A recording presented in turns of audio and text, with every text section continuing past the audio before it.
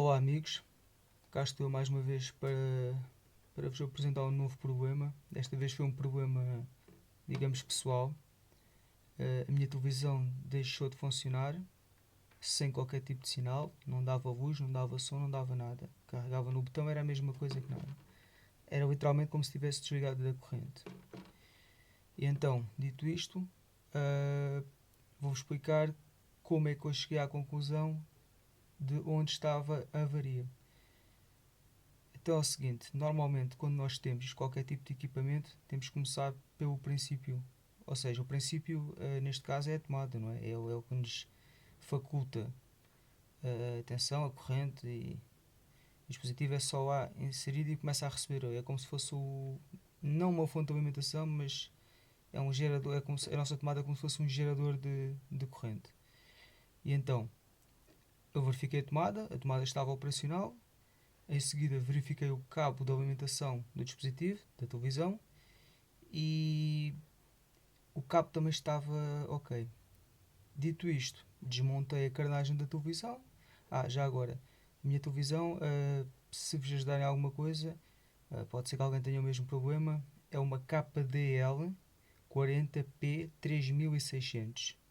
Ficam a saber o modelo da mesma, pode ser que tenham tido um problema semelhante ou coisa assim, e pá, escusam de mandar a televisão fora.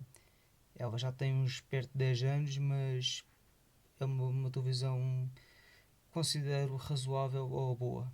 Não tem capas, não tem nada dessas coisas, mas é uma boa televisão. Passando à frente, após desmontar a carenagem, fui verificar o cabo que liga aqui, ou seja, a ficha onde encaixa o cabo que nós temos, o cabo movível, fora da televisão, ele tem anexado uma ficha que liga aqui. Essa ficha tem um transformador de isolamento, que é um transformador basicamente não baixa tensão, não faz aparentemente nada, mas na realidade impede, é como se fosse uma segurança em caso de curto-circuitos. Esse transformador, entrada, saída, estava tudo operacional também. Tinha os valores de tensão, os nominais, estava tudo ok. Entretanto, vim medir até à entrada do fusível, tinha os valores, tinha tensão à mesma, à saída do fusível também tinha, portanto o fusível estava ok, não havia problema. Aqui tenho este condensador, também fiz a medição, e atenção que isto foi feito tudo do lado oposto da placa. Eu já vos mostro, já vira a placa ao contrário, mas para terem uma ideia, estou-vos mostrar aqui mais fisicamente, que é para ficarem com noção como é que isto é, sem ser só aqueles pontinhos de estanho, porque não faz sentido não vos mostrar isto concretamente. Entretanto, a medição do condensador também estava ao capa, estava tudo bem. A seguir tenho esta bobina de filtragem, também tinha os valores na entrada e na saída, tudo ok. Este condensador também estava ok. Basicamente estava tudo tranquilo. O problema foi quando cheguei aqui, onde já falta, eu vou-vos mostrar aqui o componente que eu retirei, que é este componentezinho. Não sei se isto consegue focar melhor. E este componente, basicamente, o que é? Este componente é uma resistência, só que é uma resistência um pouco mais robusta. É uma resistência cerâmica, que, pronto, está aqui porque ela aguenta mais calores e essas coisas. É mais resistente. Como é que eu cheguei à conclusão que era isto? Atenção que não confundam isto com condensador, foi um dos meus erros. Não olhei muito inicialmente para a simbologia. Posso até confessar que foi através de uma segunda opinião que eu estava aqui um bocado, digamos, usando uma expressão, a patinar. Estava aqui um bocado a patinar nisto, porque não entendia como é que a corrente, após este componente, a corrente não, desculpem, a tensão desaparecia completamente. E após uma segunda opinião é que cheguei à conclusão não, que basicamente deram uma faca e o queijo na mão, meteram uma faca e o queijo na mão e eu cheguei à conclusão que isto era uma resistência.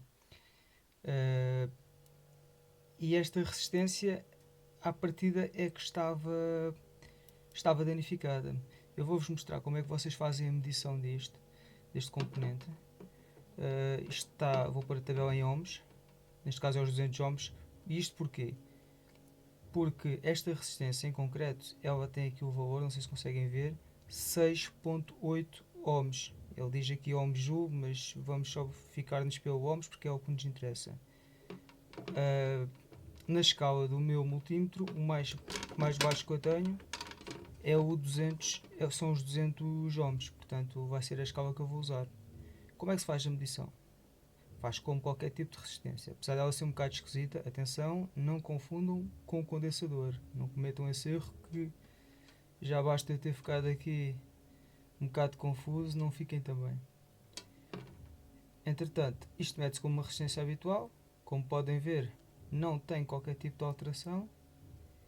E eu até vou passar mais à frente, porque isto já era o suficiente para vocês perceberem que ela está danificada. Não tem leitura, 200 é uma escala muito maior do que os 6.8 e não tem qualquer tipo de leitura. Eu cheguei a fazer na parte de investigação, cheguei a, pronto, fui rodando, aumentando o valor de resistência, e só nos 200 megas é que por vezes, nem sempre, mas por vezes começava a fazer uma leitura e ela começava hipoteticamente uns 5, 7, 12, depois saltava assim de 15 ou de 20 em 20 até ir para o infinito, porque chegava aos 200 e rebentava a escala e ficava com este 1 na mesma. Portanto, ela não está operacional. Vou-vos mostrar aqui uma em estado novo, digamos assim. Não sei se vocês vão conseguir ver. Eu já dobrei a pata para ser semelhante à outra, para meter no mesmo sítio. E metendo aqui, vocês veem que tem os 7 ohms. E é uma resistência estável, não é uma resistência que anda a saltitar como a outra até ao infinito. Vocês podem ver. Tem os 7. Eu vou virar ao contrário, para vocês perceberem que isto não faz diferença. Porquê? Porque isto é uma resistência. A resistência não tem polaridade. Estão a ver? Agora vou voltar a esta. No mesmo valor.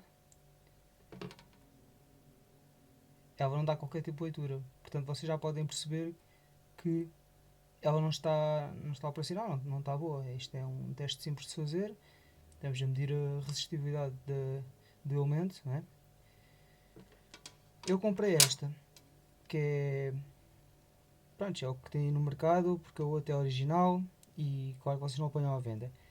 Isto vem com as patas vêm esticadas, vem como se fosse quase um roçado. Perdão. Esta pata já fui eu que dobrei, e dobrei porquê? Porque vocês vão ver que aqui, para inserir aqui a peça, eu não posso meter assim, porque ela não vai caber. Então eu vou manter vou manter a posição da peça de origem, como podem ver. E então dobrei isto de forma a que fique mais ou menos semelhante. Estão a ver? Pronto.